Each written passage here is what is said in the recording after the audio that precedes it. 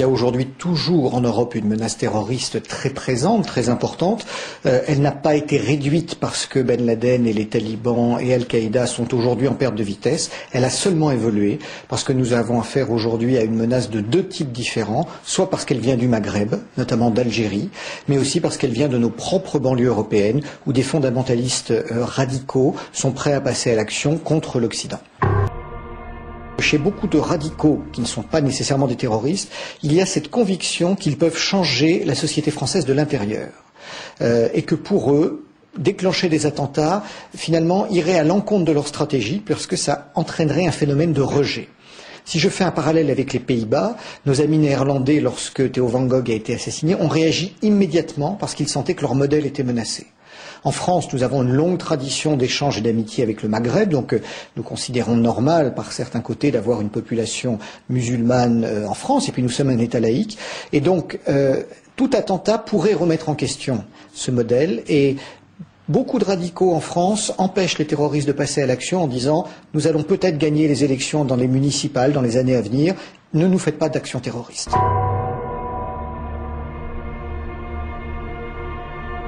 Ce qui nous a le plus frappé lorsque nous avons travaillé à la fois dans les banlieues, dans les communes en France, mais aussi à travers les entreprises, c'est de voir cette montée en puissance, ce phénomène sectaire finalement qui est représenté par une certaine forme d'islamisme radical, où des individus qui se réclament d'un islam qui n'a rien à voir avec la religion du prophète, cherchent systématiquement à imposer de nouvelles règles du jeu.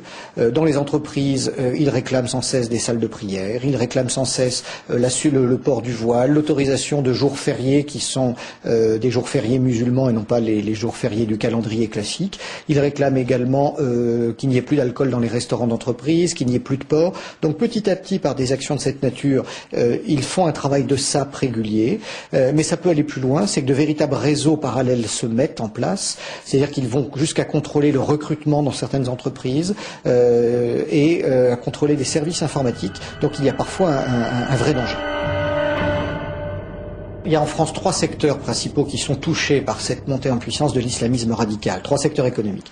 Le premier, c'est toute la grande distribution. Tous les grands groupes comme Carrefour, Auchan, parce qu'on a affaire là à des entreprises qui embauchent beaucoup de jeunes gens qui n'ont pas de formation et donc qui embauchent bien sûr dans les banlieues sensibles dans lesquelles ils sont implantés. Deuxième secteur, tout ce qui est le gardiennage et la surveillance.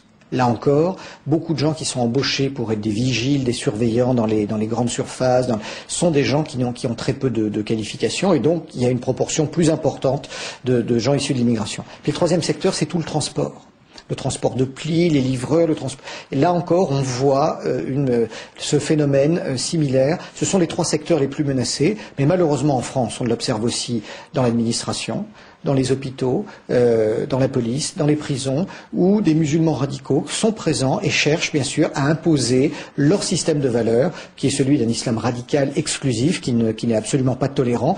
Et bien sûr, les premières victimes, ce sont les musulmans normaux, les citoyens français qui souffrent de ce fascisme idéologique radical.